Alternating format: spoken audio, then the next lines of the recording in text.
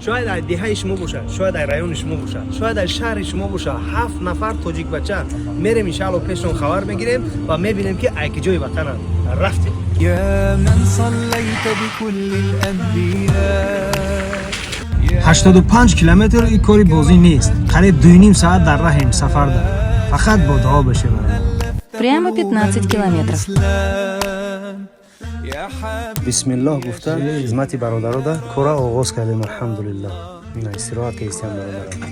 میگم در حقیقت همین مردم تاجیک مهمون نواز مهمون دوستان اینا سری خونه غریبی داشتیم. الحمدلله برادران ای مسکوس که بیان ای کلو بیان ای ریگر بیان ای دوشنبه بیان عموما بچه‌های اوچه از وطن بیان.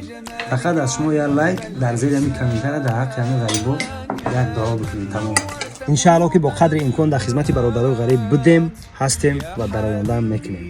الله یار مددگار.